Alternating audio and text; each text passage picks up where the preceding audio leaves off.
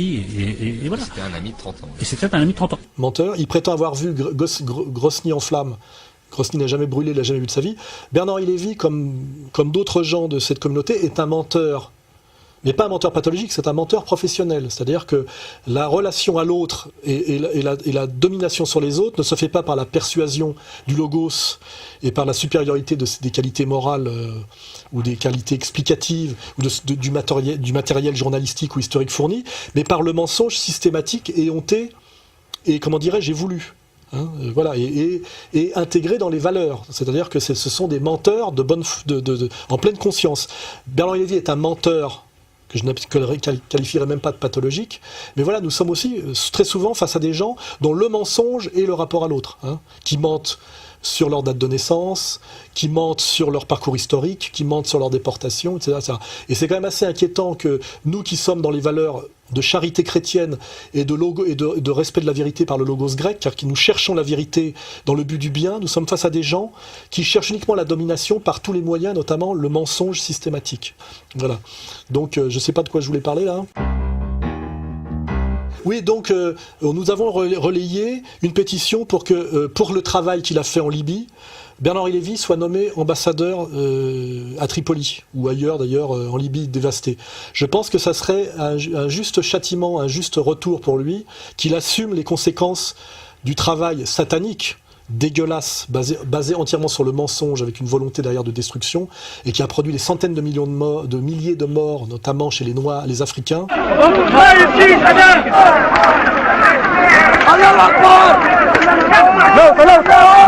Les Noirs africains en Libye. Je pense que en remerciement du travail fait, il faudrait le nommer ambassadeur en Libye, et il y a une pétition qui circule et j'invite les gens à la signer. Voilà. Et voilà. Nous voulons effectivement que Bernard-Henri Lévy soit ambassadeur à Tripoli ou dans une des grandes villes de la Libye en feu. Voilà. Il le mérite. Épreuve. Défi. Se surpasser.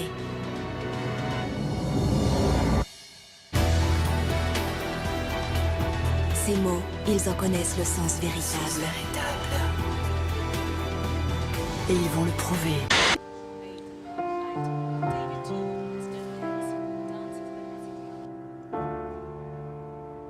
Qui dit cécifoot dit des joueurs avec des déficiences visuelles. Ces joueurs, vous voyez, ne voient rien.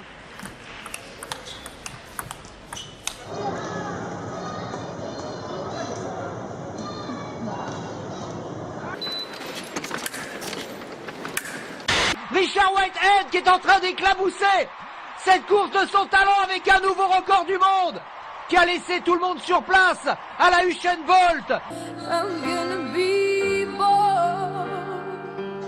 Il faut y aller. Franchement, toutes les pistes sont bonnes, quoi. Que ce soit le sport, l'humour, il faut y aller, il faut y aller, il faut y aller, il faut y aller. Faut débrider tout ce monde-là, là, qui n'ose pas, qui se disent que, ah mon Dieu, il faut montrer le handicap. Ah, quelle horreur, mais c'est pas possible. Mais si, c'est possible. Excusez-moi, je suis quand même encore un être humain. Il manque juste 4 morceaux, c'est tout.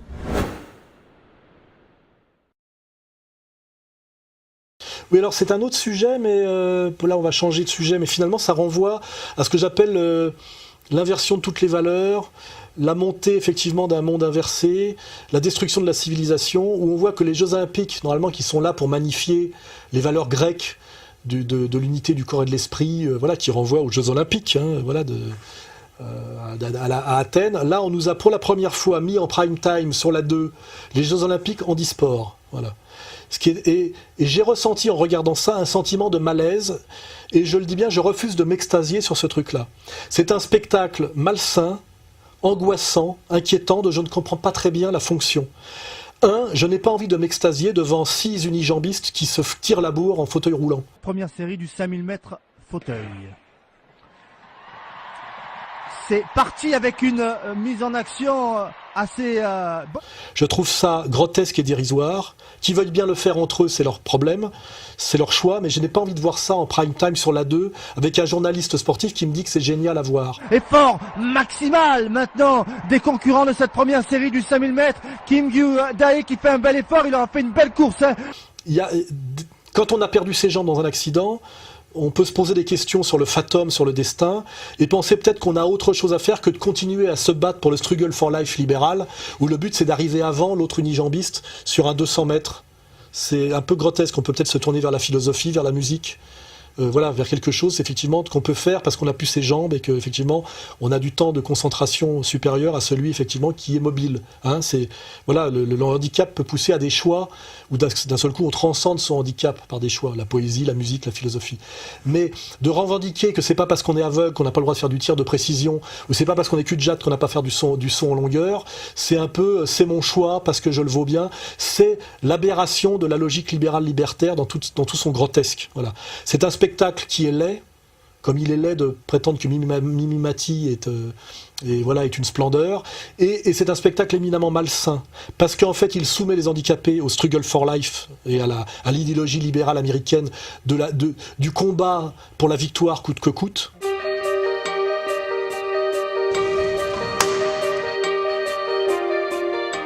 Riyad Salem, 42 ans, et je pratique le rugby fauteuil. Je pratique du basket en fauteuil à l'origine et on est venu me chercher pour pratiquer le rugby fauteuil avec l'équipe de France. Je trouve, c'est sans valeur sportive puisqu'on fait concourir des gens qui n'ont pas de jambes avec des gens qui n'ont pas de bras. Ivan Prokopiev, T43 runner for Russia. His best time this season, 53.86. Donc c'est-à-dire que la valeur sportive est assez faible, puisque finalement on voit une course à pied où il y a finalement 3 aveugles qui courent et celui qui gagne, celui qui prend le virage et qui va pas tout droit dans les gradins. On a la stupidité d'une pauvre fille qui est à moitié aveugle et qui court, qui serait même pas championne régionale si elle était valide, et qui dit qu'elle a fait mieux qu'Usain Bolt. Triple championne paralympique, j'ai fait mieux que Usain Bolt, donc voilà quoi, je l'attends Usain Bolt quoi. Je veux dire, faire semblant de recevoir ces gens-là à l'Élysée pour faire croire que ce sont des champions, c'est se moquer d'eux. Votre force, c'est d'avoir donné envie aux autres. C'est un beau message. C'est un très beau symbole, l'effort, parce que ça nous permet, nous, déjà de continuer l'aventure des Jeux. Et puis en même temps, voilà, ça nous permet de prendre conscience que le président est reconnaissant.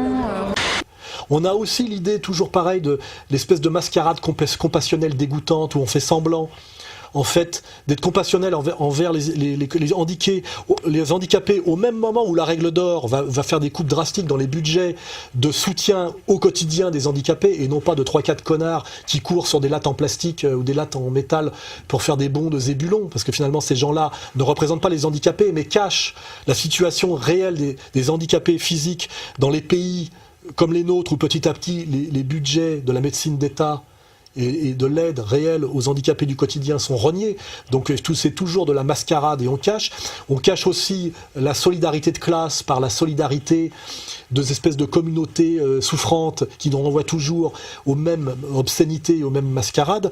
Donc je dis moi solennellement que je n'ai pas envie de regarder les Jeux Olympiques handicapés, que ce n'est pas du tout un bon exemple à voir, parce que c'est laid, parce que c'est triste, parce que c'est l'apologie du struggle for life libéral, parce que ça cache la destruction finalement de l'hôpital et de l'État-providence, c'est de la merde, voilà. Et je n'ai pas envie de regarder ça, je veux pas qu'on m'impose ça sur la 2, et je n'ai pas envie de montrer ça à mes gosses, et je dis à tous les gens qui ont trouvé ça angoissant, inquiétant, grotesque, risible et malsain, qu'ils avaient raison, voilà.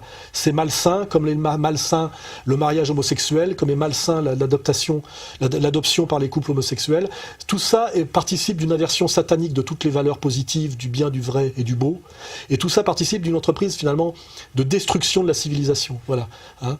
Et ce n'est pas un hasard si cette année, en 2012, pour la première fois, on nous a demandé de nous extasier sur des courses de cul-de-jatte. T54 final and the Finnish competitors away and he's being pursued by the Chinese competitor Yang. Qui ressemble plus à du lancer de main qu'à l'Athènes que nous voulons admirer avec Jean Solaire. That's for sure. Angelique Forber-Pratt. Et voilà, et je suis là pour le dire parce que personne n'ose le dire, que tout ça est moche, angoissant, malsain, et que ça n'a rien à voir avec la défense au quotidien, par une politique sociale et des investissements sérieux, de la défense des handicapés. Voilà. C'est pousser les handicapés à la vulgarité, à l'arrogance. Donc tout ça n'a que des fonctions en réalité profondément malsaines, agitées par l'oligarchie libérale, avec toujours derrière finalement l'inverse de ce qu'on croit voir en première instance. Donc n'ayez pas honte de dire que vous n'aimez pas ça. Je n'aime pas la médiatisation grand public de l'handisport. Voilà, hein, et je le dis clairement et je le démontre. Voilà. Maintenant, libre à vous de gloser là-dessus, sur les blogs. C'est le but, voilà, je lance le débat et je pousse à la prise de conscience sur cette énième manipulation malsaine, cet énième spectacle dégoûtant, faire du handicapé un spectacle, pousser les handicapés à crier quand ils ont gagné, c'est horrible, on va montrer des images. C'est fait! Thomas Bouvet est en quart de finale. Tell who got second. Both the Santos is coming through, ornate blindfolds, and Une performance exceptionnelle pour le Nigérian, l'homme le plus fort du monde dans les moins de 48 kilos. C'est génial, c'est parfait pour les Français qui retrouveront les demi-finales ce jeudi. You know, it's becoming the question. It's becoming the really big question. Avec de la même vulgarité que les footballeurs qui au moins ont pour eux la virtuosité du geste, alors que eux l'ont pas vraiment. C'est tout ça pue, comme pue d'ailleurs tout le processus mondialiste actuel. Et je tenais à lancer le débat et à le dénoncer, avoir une fois plus le courage en avance, exactement comme quand j'ai osé dénoncer le côté malsain du show à business, mettre en avant ce que cachait la féminisation. Voilà, je veux encore avoir un coup d'avance.